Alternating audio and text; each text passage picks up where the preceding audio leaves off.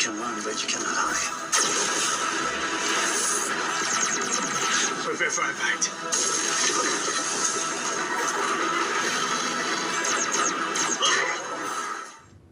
Hello everybody, welcome back to Screenstars. I'm here today to bring you my review for the 2022 science fiction adventure film Space Wars: Quest for the Deepstar. The film is directed by Garo Setien and it stars Michael Paré, Olivier Gruner, Sarah French, Tyler Galliant, Rachelle Brooks-Smith, I believe that is, and Sadie Katz.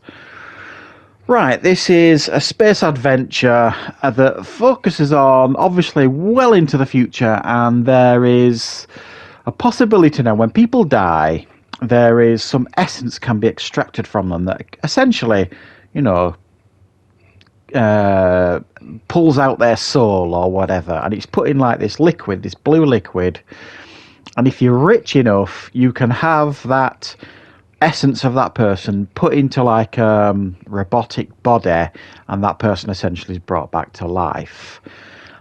So Michael Paré and his daughter, Kip and Taylor, they are trying to find a way to raise enough money so that they can bring his wife and her mother back from the dead, as they have a vial of her essence in it, but they don't have enough funds to bring her back from the dead. So they're constantly on the scrounge, you know, they fly from place to place and they see what they can scavenge, you know, but it's ended up getting them in a lot of trouble.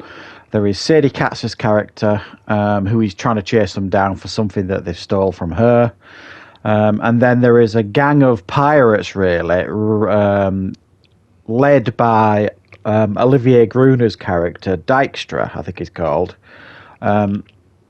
Now, he's searching for something called Deepstar, which is a ship that went missing years previously, and it is rumoured that there is a legend that the person that finds this wreckage will be rich beyond belief. He thinks that he can get there, and he needs to track down Michael Paré and his daughter to get someone that they have in order to help him find the location of Deepstar.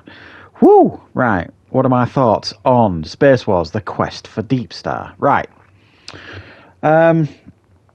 My early impressions of this film were not good at all.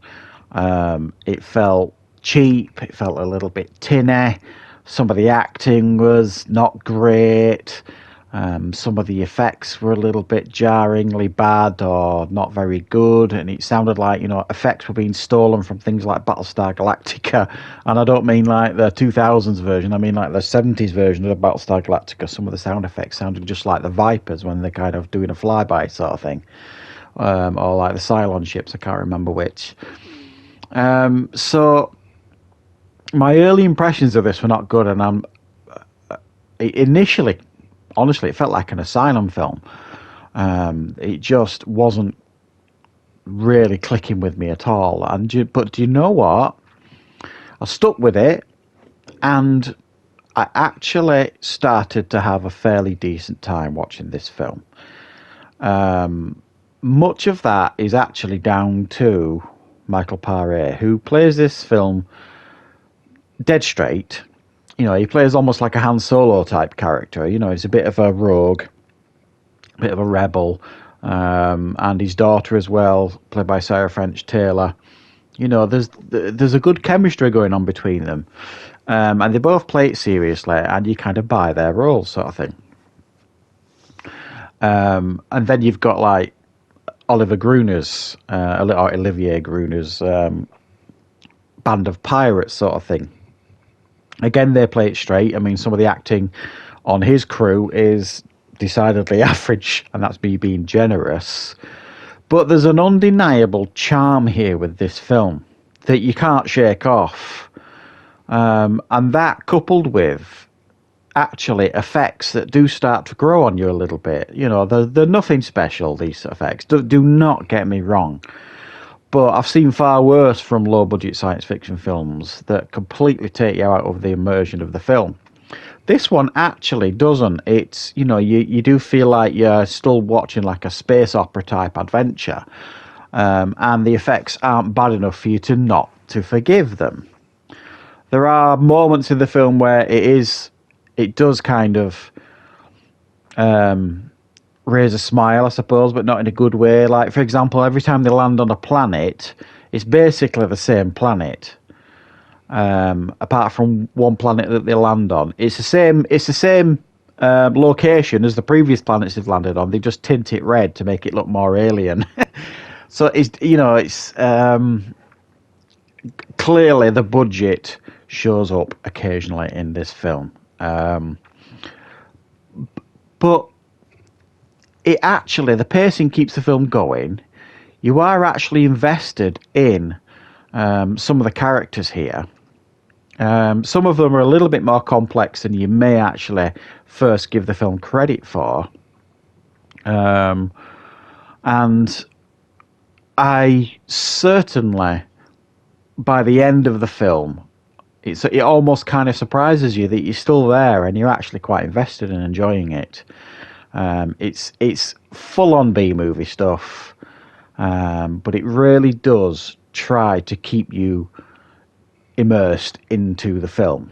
And genuinely, some of the effects I thought were of a fairly decent standard. And I don't mean just like the spaceships and the space battles type stuff. They were decent enough, certainly. But there's like some creatures that you see in this film.